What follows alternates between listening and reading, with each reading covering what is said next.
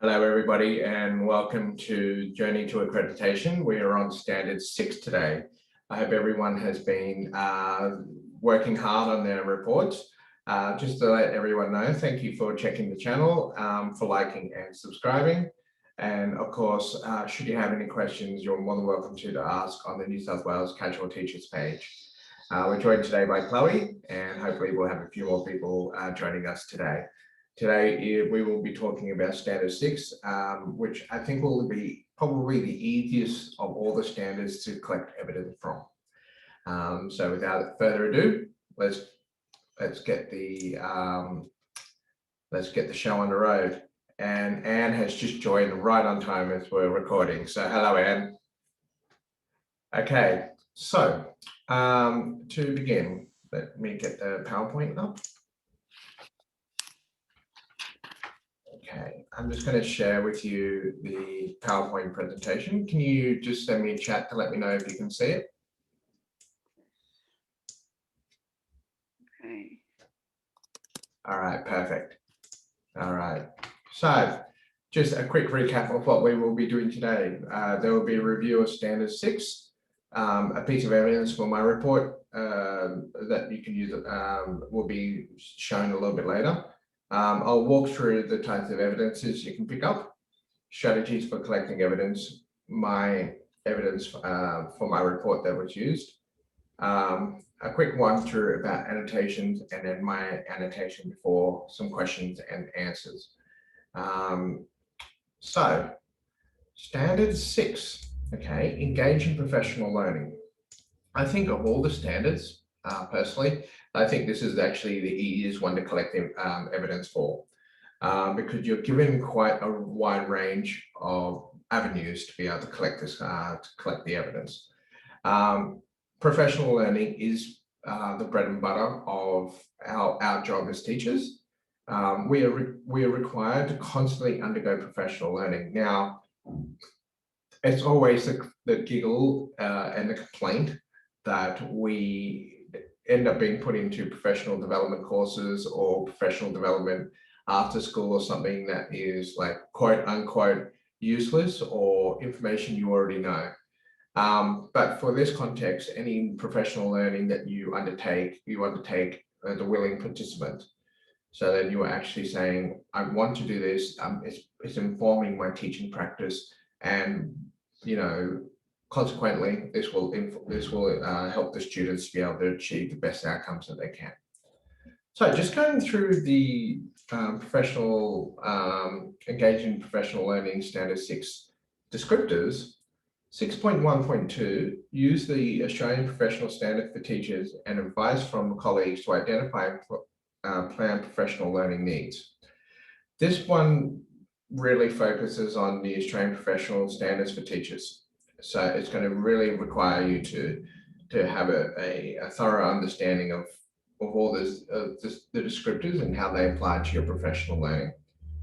6.2.2, it requires you to participate in learning to uptake knowledge and practice targeted to professional need and school and or system priorities. The long story short is everything we learn is going to change. Fads are going to come and go. It will be us teachers who have to take all of these fads and all these new researches and new information and working out how they can be applied effectively in the classroom. 6.3.2, contribute to collegial discussion and apply constructive feedback from colleagues to improve professional knowledge and practice. Basically, talking to the staff that you're working with. Even as a casual teacher, you still have that flexibility to be in staff rooms and to talk, whether it's in an area that you're trained to teach or whether it's not in an area that you're trained to teach. You can still talk to your colleagues about the job. And then 6.4.2, undertake professional learning programs designed to address identified student learning needs. So that's behavioral or learning needs. It is not a typo. There really are only 4 descriptors in the standard. So without further ado, let's talk about the evidences we might be able to use. Okay, First, professional learning plan that is linked to identified standards, focus areas, or descriptors from the Australian Professional Standards for Teachers. Basically, that you might write a program, or that you might have a lesson plan that you develop where you simply input where the descriptors are across the entire program or across the day plan that you might have. It's very easy to do. Obviously, there are a lot of descriptors, so it does take a little bit of foresight and planning, but it can be done.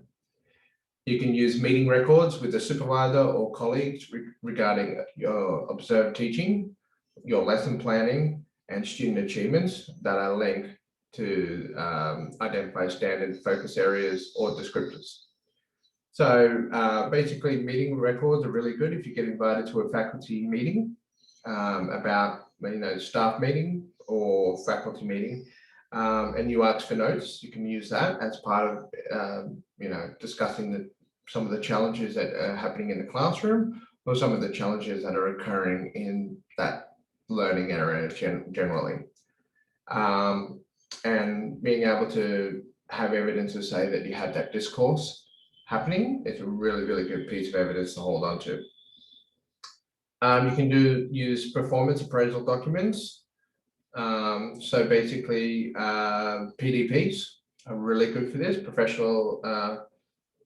professional development priorities, I think it is. I always get this one wrong, PDP. Anyway, so if you are having anything where your supervisor, your head teacher of admin do an appraisal of you or a job review of how you're going so far, you can use that. Right, this one here is, I think, the most important, and I've actually decided to highlight certain areas because this piece of evidence is where the really broad range comes into play, and it allows you to be able to choose either one piece of evidence or multiple pieces of evidence to put it into one PDF or Word doc or something as one piece of evidence for Standard 6. You can have a record of engagement in professional development courses and professional learning activities. So, for example, you can record listening to and learning from colleagues. You can have professional reading. You can have working with or as a mentor or as a coach, whether that's you mentoring a student at school or whether you're coaching at the school. Undertaking postgraduate study. So for instance, if you're retraining in an area that you're not originally coded to teach, participating in school or system-based professional learning projects, such as lesson study and other forms of action research, and then linking them to the standards. This is where you're given, I think, the most leeway with this kind of, with this standard. All you would have to do is you would have to present evidence where you have recorded the professional learning that you have done in a very simple way. So listening to and learning from colleagues, you can just simply say that, you might be talking to colleagues about an assessment task and, how some students might be struggling with it, or some teaching strategies that the faculty wants to employ to get the students where they need to be.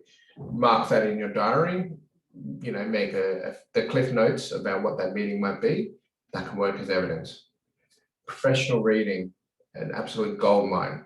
With professional reading, whatever you deem as professional reading for you to be able to do your job better counts. It does not mean you need to go out and spend hundreds and hundreds of dollars buying, books and podcasts and things like that. You can simply go to your local library or go to a university library and, check out books and simply do the reading, make notes, obviously, so then you're able to understand it. And then you can simply say that you read a book about an area that you had an interest in, and just a brief summary of how that helped you as a teacher, and then you can link it to the standard. Working with or as a mentor, as a coach, whether you're a casual teacher, short-term or long-term, if you have any capacity where you have the ability to have someone mentoring you, or you have an opportunity to mentor someone else, you could actually count that as evidence. So for instance, if you're a casual teacher that's been around for a while, and then there's a new teacher that's just graduated coming into the job, you can actually offer to be a mentor to that person. And then you can have a record or a discussion or a way to be able to show that you have that sort of professional dialogue occurring. Funnily enough, I'm actually mentoring someone right now through the New South Wales Casual Teachers page Facebook group. And I'm actually mentoring her on a Facebook chat. And I've checked that actually counts as mentoring. So then I would be able to include that as evidence. Undertaking postgraduate study, very simple. If you are trained in an area or that you have an interest in wanting to develop a new skill, you can actually put that down and say, I underwent postgraduate study. This is what I did. So Chloe had the question here: evidence of completed the professional learning certificate for NDCC disability knowledge. Is that okay? Yes. So you can use certificates to be able to show that you have engaged with coursework or engaged with professional learning about something that is required as part of your job. The National Disability CC stands for something, but I've forgotten right now. National Disability. It's fun. I'm sorry. What's funny is I actually have to write the report. I actually have to write the report for the NDCC as well as all my faculty, and we've completely forgotten what all the acronyms stand for. All I can tell you is we all write it, and we write it properly. Just forgot what the letters actually mean. Anyway, moving on. Participating in okay, so anybody that wants to do the NDCC, it is free professional learning, 4 hours. So that's a good tip. Thank you, Chloe. Another piece of evidence is you can collect evidence where you are shown to participate in school or system-based professional learning projects, such as lesson study or other forms of action research. So you might have data collection happening, or you guys might be working on how to improve, results. NAPLAN obviously being one of the most. So you might have a meeting with the faculty where you sit down, you're poring over data, and you're trying to work out, how you can use the data to be able to create an action plan and improve student outcomes. So there's quite a lot of range, and this is actually going to link to the evidence that I'm going to show you a little bit later. Okay, you can collect evidence of participation in professional learning activities to update knowledge and practice. This includes online professional learning opportunities, such as online courses, blogs, and webinars, okay, that are linked to school and all system priorities. Obviously with COVID, that happened last year, there was a lot of resources that were uploaded to the internet to help teachers be able to cope with teaching online. But with that, we also found a great opportunity to be able to say, we can now do certain courses online, we can read blogs, and we can read webinars. Obviously, you would need to, when you decide to use those types of evidences, you need to be able to justify it. So online courses are fairly straightforward because you usually get a certificate at the end. Blogs are a little bit harder unless you can justify the person that you're reading. So for instance, if you're reading a blog from someone at an accredited academic, and they're talking about the research or how the research is going about a certain area, by all means, you can go ahead and do that. You can just take some screenshots and then use that as evidence. Webinars can also be used depending on which one you want to use. You can engage in professional learning plan that contains self-analysis and reflection in relating professional learning to knowledge and practice. So what this means is, let's say that you have a student issue or that you're struggling with, whether that could be academic, behavioral, whatever, but you've identified it and you said, as a teacher, I'm really struggling to be able to understand or figure out a way to help this student achieve a good outcome. So with that self-analysis, you would go and do professional reading, or you would go and learn about that particular issue that you've identified. Or you might go and observe another teacher and you might say, you know, I'm having difficulties being able to teach this student X, Y, and Z. Can I observe you so then I can take some reflection to be able to get better at a certain area.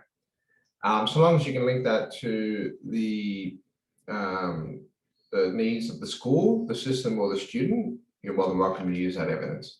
And the good thing is that if you decide that you want to observe another teacher to help you be able to teach a certain student better, that's an easy piece of evidence you can use. You don't even need to get a formal observation document or anything. You can just say, today I went to Miss class because Miss had a positive relationship with this student. I've identified that the student and I are quite combative in class because the student refused to do the work. Upon observing Miss Smith, I can see that she has certain strategies in place to be able to help the student feel safe to be able to do certain tasks. Upon reflection, perhaps the strategy I had employed was not the right one. I'm going to try and employ the strategy demonstrated by Ms. Smith to see if it has an outcome. And then later on, you can say if the outcome was positive or negative or room for improvement. Okay, next piece of evidence. Annotated articles or professional reading logs with implementation notes for classroom practice. So if you have a reading log where you say, I've read this book, it's come up with this strategy, I'm going to implement it in the classroom. It's a very, very simple, very, very easy piece of evidence to be able to collect and use. Like I said, you could just go to the university library or go to your local library, pick out a book relevant to that area that you want to improve on, read the book, take some notes, make a log, have a reading log, just annotate it, just say, this is how this links to this.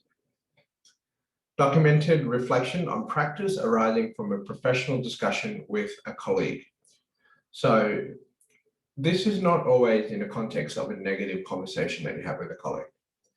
That's a big mistake a lot of people make. People assume that when they get pulled in by their supervisor or by their deputy principal and they're given a bit of a talking to about things that went wrong or things that need to be improved, that requires a reflection. It can also be positive, and it can also be just the the proficient report in and by itself, where, in talking about the evidences with my supervisor, I think I'm about to sneeze.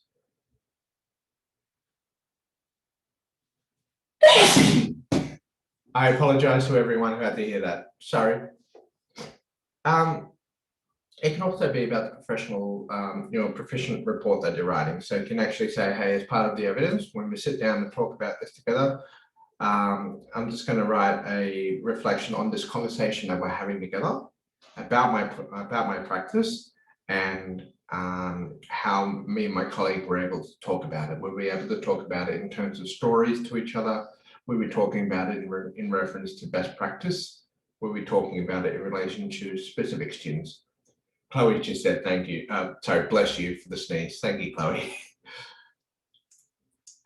Okay, so you can also use evidence of participation in online discussion, online courses, blogs, and other virtual professional learning communities, such as printout of an excerpt of an online discussion in which shows the teacher's participation with colleagues. The long and short of it is, if you find an avenue of that is online, that is professional, and that's a key part, and needs to be professional. You have to also consider that you need to de-identify people. So what that means is that you can't just say great, well, I'm with the New South Wales Casual Teachers page, or I'm with the History Teachers New South Wales page, or the English Teachers page. I'm just going to screenshot me typing and talking with my other colleagues about an issue that's arisen or a point of discussion. You can do that, but you need to de-identify everyone. But when you're showing your online participation, what you need to be doing is you need to be demonstrating in some way that you are giving something and then you are taking something back. Okay. Just bear in mind that a lot of professional learning often is a solo experience. So when you are considering online discussion, online courses, blogs, and other virtual professional learning communities, that becomes a collaborative environment. So if you're going to use that as a piece of evidence, you need to tell people that you're using it as a piece of evidence. Otherwise, people are going to go, hey, we've just noticed someone's taking screenshots, and we're not particularly happy about that. So just something to think about. Okay, you can collect minutes or professional team meetings or committee meetings of which the teacher is an active participant, that's you, detailing the involvement of the teacher in collaborative discussion, evaluation, and reflection. So you can, attach yourself to a faculty, take yourself to a team meeting or faculty meeting, and have the minutes. And when you write out the minutes, you have your name on it. And obviously you can have the first names of everybody else who was in the faculty. You just take their surnames out, and then you put it down in the minutes, or you have someone put it down in the minutes that you've raised a point of discussion about X, Y, and Z, what other people might have said. Make sure that gets on the meeting minutes. The idea is that you're able to show that you are part of a faculty, or that you are part of a collaborative environment with your colleagues. Even if you're only there for, 1 day, you can still do it. Chloe asks a question. Minutes stating that I am doing something, our RFF planning day meeting, yes. So all it needs to do it is showing you as an active participant. So for example, if if you're having an RFF planning day meeting, it will say, Chloe is taking the lead on RFF planning day. These are the things Chloe wanted to talk about, wanted to discuss, or wanted to action. And then you would have in the meeting minutes other staff members contributing. So it's not just Chloe is a superhero, she does everything. It's everyone in the faculty contributing. Okay, so Anne-Marie asks a question. In your annotation, if you want to prove that you have had collegial discussion with teachers, can you use their first name as Blake as the head teacher? Yes. Or is it better to say that I met with the head teacher, or I met with the current learning support teacher, instead of said I met with Kylie, the learning support teacher? I would say if you want, if they feel comfortable with it, you can use first names. It's not a problem at all, provided you in somewhere in your annotation, you list what their role is and why. So then whoever's reading it can understand how that links to the evidence that you're presenting. So you might say,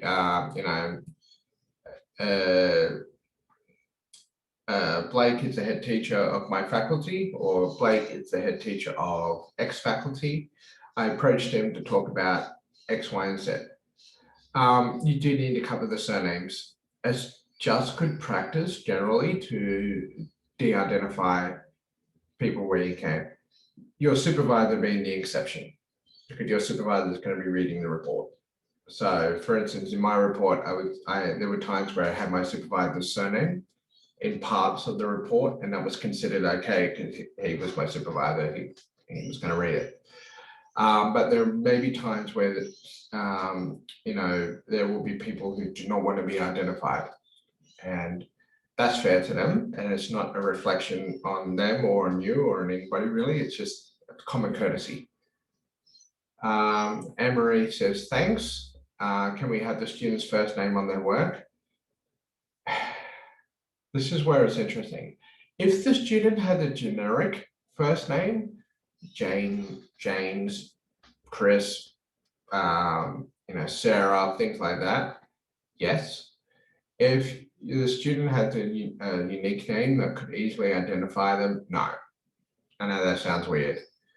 The best way to sort of get around that little loophole, okay, is when you go to Adobe or whenever you want, you can just simply black out the whole student's name, and then next to that blackout you put a letter. So X. So let's say that you have a student that has so you can do student A, student B, student C. Okay, so let's say you had 3 pieces of evidence that you'd like to show. You can simply black out the names and then just simply nominate that piece of evidence student A. Then on the next piece of evidence, student B. Next piece of evidence, student C. Okay. Anything that you can do that de-identifies the student is all the better. Now, fair cop. Your report is likely not going to be read by anybody else other than your supervisor and your TAA, which will probably be the principal. That being said, we do live in a time where data breaches are very common. So you don't want to have anything that may potentially identify a student and where that student is at a school. So better to be safe than sorry. Just de-identify where you can. Student A, B, and C will be just fine. Okay. All right, moving on.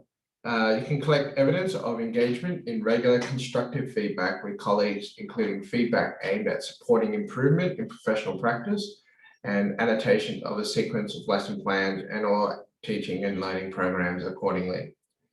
So this could be something in a sense that, let's say that you want to improve a certain teaching practice of yours. You might be able to show an email chain going back and forth where you and your colleague are sharing emails and sharing video links or sharing anything that contributes to your teaching. It could also be improvements too. So you might say, when I wrote lesson plans, this is what I was doing before. I was having a discussion with my colleague, and this is what I've started doing afterwards, and here are where the improvements are and how it's helped me become a teacher. So it's basically anything that you can do to say, I'm talking with my colleagues, this is how it's improving me.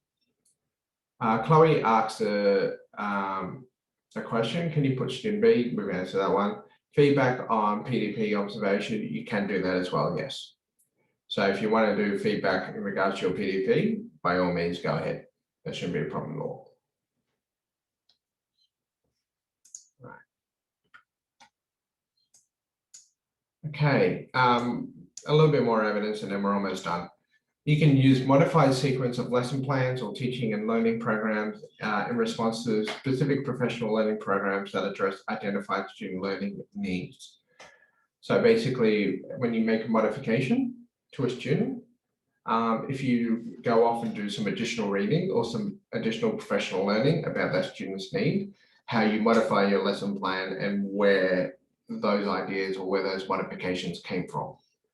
So for instance, if you find that you have a student that's having difficulty with, say, dyslexia, for example, and you go and you may not be entirely up to date with the new strategies with teaching dyslexic students, you might go and do some of your own professional reading. And then when you make your lesson plan or your program, you make your modification for that student that's been identified as dyslexic. And then you can actually link and say, as per this book or as per this author, this strategy is considered the best practice to be able to help the student. That's really what all it's asking for when it comes to modifications. You can use student learning and assessment data that informs the choice of professional learning to be sourced and undertaken. Basically, if you have a class or as a casual teacher, you might have a class one day and you might find that they're teaching the same class the next day or the day after. And you might have a discussion with your colleagues and they might say, an assessment's coming up. They always struggle with doing X, Y, and Z in the assessment. So you go off and do some professional reading about it. Or you might go off and actually read whatever it is that the assessment's requiring. That can count as your professional learning. because you are sourcing it and you are undertaking that learning yourself to be able to assist the students to be able to do well in that assessment task. Sorry, Chloe had another question. So can you use your supervisor writing on your PDP for the observation and feedback section? Yes, you can. You can use your supervisor's writing. So if your supervisor and you were sitting down and you're having your formal feedback session, just talking about the observation, by all means, you can use that. It's not a problem at all. Okay, some more evidence that you can use. Professional learning plan, which shows a selection of professional development courses and other professional learning activities that are based on identified student learning needs. Basically, if you feel that a student needs more help and it's outside of your knowledge, but you want to help, and there is a course or you want to make a plan, then by all means, you can simply make a plan. And that plan might be really simple. It might be, okay, I want to talk with other teachers about the student and their learning needs. You might talk to learning support. You might maybe reach out and talk to their parents or carers and say, I want to help this student. These are some of the needs that we've identified. And then from that plan, you go, okay, now what do I need to learn? And there might be several things, several areas that you might need to hit on and learn to be able to get the best outcome for the student. So just simply, handwriting a note to yourself, like an A4 piece of paper with a whole plan of your own learning that you're going to do is fantastic. It also means that you can not only do it, but then as another piece of evidence, you might be able to have another plan with all the outcomes where you said, this is the outcome of me learning this. This is how all of this planning that I've done and all of these actions that I've taken have come up with all these results or outcomes. You can have a professional reading log showing reading undertaken, which addresses identified student learning needs. Again, go to the library. Every book you read, make a reading log, write it down. Just give yourself a few sentences to talk about why you got it and how that helped you. There's the Doctor Who reference there. You're in a library, the best weapons in the world. All right. So that finishes in terms of all the evidences that you can collect. Now, some strategies for collecting evidence. As always, look to the work you've already done. You've likely already made it. Okay, if you haven't got it, make it. Implement it or use it as soon as possible. In regards to standard 6, this means that if you don't have anything that's really showing your professional learning, time for a trip to the library, start making that reading log, start actually building up your knowledge, read the books. Because sometimes a fit supervisor will actually have either read the book or will be curious about the book and they will actually ask you to talk about it a little bit more. If you are booked in school in advance, speak with the person you're relieving and ask if it's okay to plan the lesson. Even if it's out of field, you can still use it as evidence. So if you've done a bit of professional learning and you want to implement a strategy or something from that professional learning, that's an opportunity to be able to plan ahead and do it. Standard 6 is heavily reliant on your own professional learning and implementation. Not everything needs to be online. Libraries, especially university ones, have plenty of professional reading available if you need it. Online forums, webinars, and blogs can also be used. The key element is your reading, critical analysis, and application of it to your own teaching method. That's the key element of Standard 6. Okay. Are you able to show that you are doing this professional learning or this professional reading, and are you applying it? And if you're able to demonstrate that, that's a piece of evidence that can be used. Okay, that finishes that for there. And now I'm just going to quickly check a few things. Do you guys have any questions in the meantime?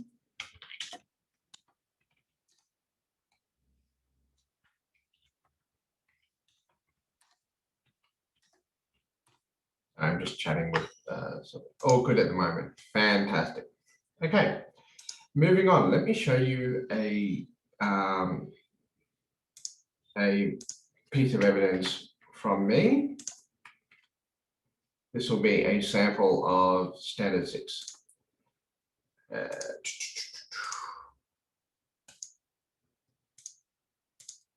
Can you guys see this?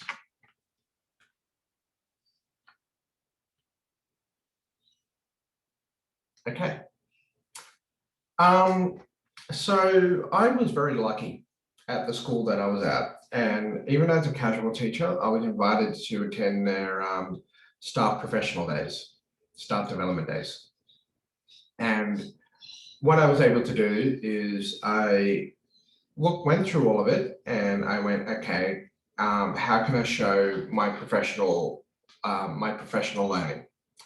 And so I went back over just over 2 years worth of staff development days, and I made a very simple Word document to be able to start tracking it all. So as you can see, we have the dates upon which all the staff development days happened, the duration, so how long it was, the presenters, and then what was the actual professional learning. The annotations coming up shortly. I just want to show the evidence first. Now, with the professional learning, you may note here that I didn't put in the descriptors for everything that we learned. The thing is that I felt that at least for this, I can address that in my what do you call it, my annotation. But the other thing is too is I wanted to keep it simple. Okay.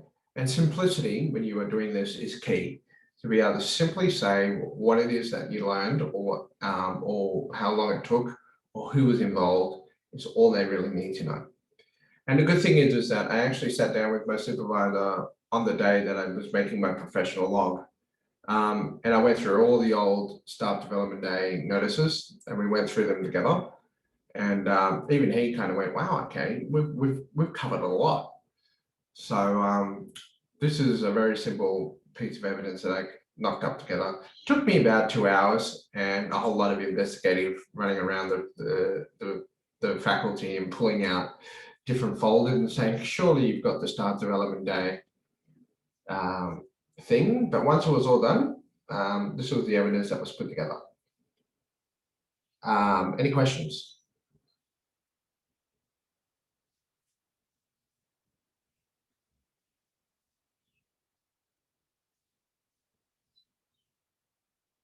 Oh, it's a pretty simple piece of evidence. Okay, and I like to think that it hits everything that we need to know. Okay, so now let's go back and let's talk about the annotations. Okay, just confirming you guys can see the PowerPoint. Okay, just a quick thing on annotations.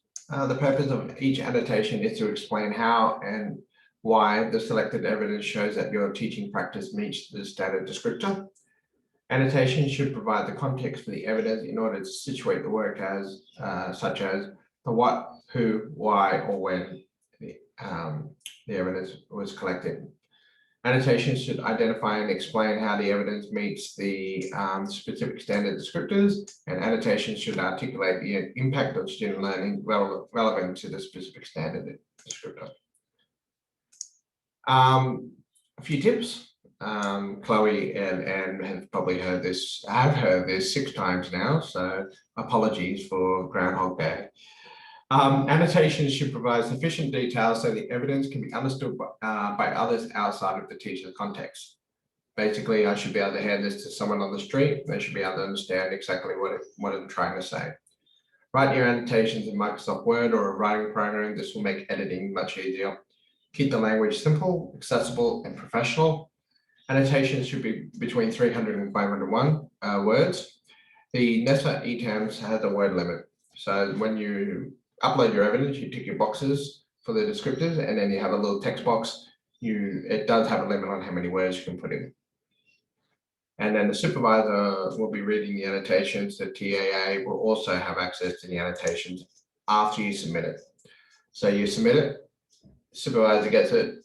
If the supervisor's read it, then the supervisor writes their report, they submit it, then that all goes to the TAA. The TAA reads it, and then they approve it or decline it. Okay, this is my annotation. Okay.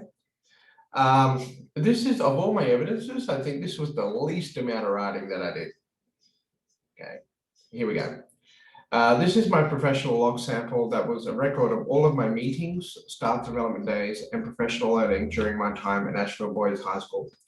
The professional log sample demonstrates standards descriptors 6.3.2 and 6.4.2, and it shows the development of my teaching career through different meetings and interactions with colleagues. When I first started working with Asheville Boys High School as a casual teacher, they were encouraging of me to attend their school development days and to engage with different faculties. Many of the conversations involve programming, resourcing, mapping our syllabus outcomes, and applying new pedagogical strategies to complex student needs. That was my annotation. Again, very simple. And I think I wrote this simply in part because I knew the audience. I knew who I was writing this for. I was writing this for my supervisor. I didn't need to explain staff development days, mainly because he was one of the head teachers that kept saying, come, come, come. So, you know, write to the audience that you know you have. And my TAA was also quite surprised and happy with how many SDD days I had actually attended, which meant that I had actually gained quite a lot as a result. And again, anyone who's been to a staff development day will know there is a lot of talking, there's a lot of discussion about new content, new syllabus, you know, and complex student needs, and it's quite an involved day. So that's my annotation.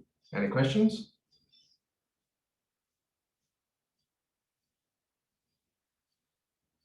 It's simple. It's great, but it's simple. Again, with annotations, with some of the others, you need to be a little bit more, you know, wordy. But for this one, I'm like, look, my head teacher knows what this is. There's really and you don't need to glam it up anymore. And I actually felt that if I was to walk out on the street with a professional log in this and handed it to someone on the street, they would know exactly what I'm talking about. You know, just give a thumbs up and move on. All right, Anne-Marie just asks a question, just an upload question. What is the best way to upload a worksheet to Etams that you don't have on your computer file? Take a photo on your phone and email it to the computer? Yes. If you're going to upload evidence, try and have it as a PDF if you can. If you can't get PDF, JPEG is or image-based files is also best. Word documents are generally not accepted, and they're also the security of a PDF is that you know that no one is going to edit what you put up. Not to say that anyone would, but if you have that PDF, you just have that little bit of security, and the Etams can accept it much easier. Word documents, you always run that risk that, is there a file limit? Yes, there is, 10 megabytes. So it's quite small. You can't load up anything anything bigger than that. Can you take a photo? Can you take a photo of your scanned notes on an Apple phone and turn it into a PDF? Yes, you can. Yes, 10 megabytes is nothing. So that's why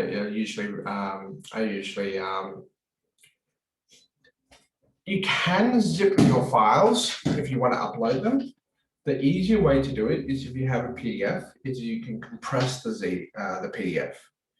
The Adobe program actually has a compression option. What the compression will do is it will take some of the pixels out, and it will probably change it from color to grayscale. It will do different things to be able to shrink the file size, so then you'll be able to upload it. This is why it's usually a good idea to have a hard copy printout of your report. So then you can just say to the supervisor, I'm about to upload everything to Etams, but here's a hard copy for you to be able to have a look at. How much can it compress? I'm honestly not sure, but generally I find that when you have a PDF, let's say 1-page PDF, which is what mine was, you don't really run into an issue. It's when people try to upload like 10 plus PDF pages that it starts becoming a headache. So play around a bit with the compression with the Adobe, and then you should be able to get what you need. As for your question, Anne, Apple actually already has PDF facilities inbuilt. So you take a photo and it will give you options to be able to turn it into a PDF. A question from Anne. Have you heard that they still accept hard copies? I heard a rumor with COVID delay that they accept it. They can, they discourage it. They really want people to use the Etams system. The reason why they wanted people to use the Etams system is that the approval happens faster. So, for example, when I actually uploaded my my report and everything, I put it up, and I think it was within 24 hours, my supervisor put up his report.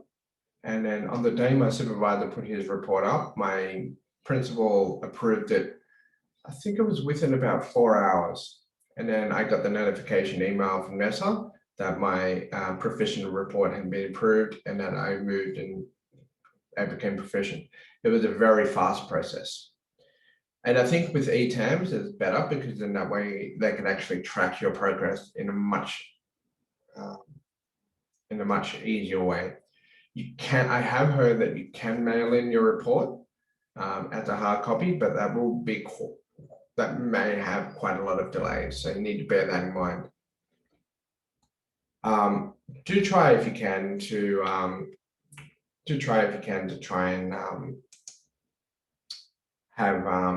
use the Etams if you can. And if you're having difficulties, you can always reach out to me and we can screen share and I can walk you through it.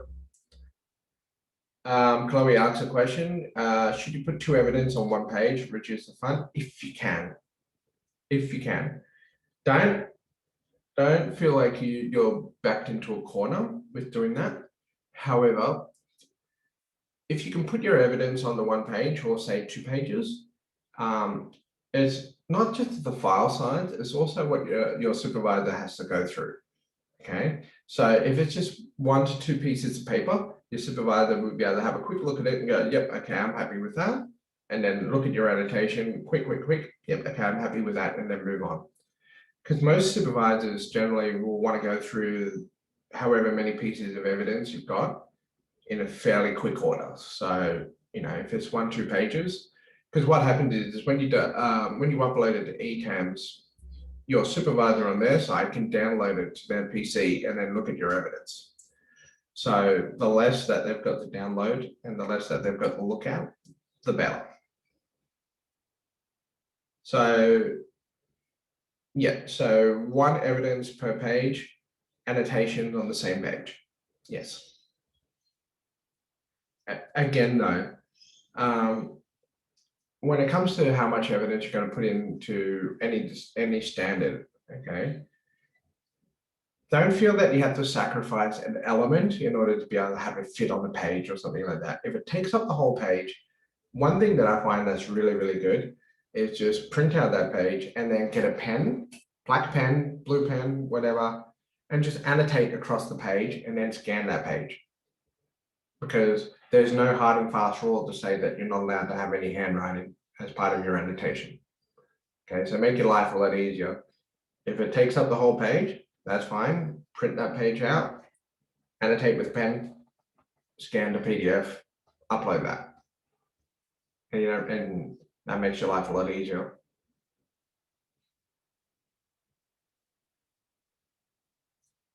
Okay. And any other questions?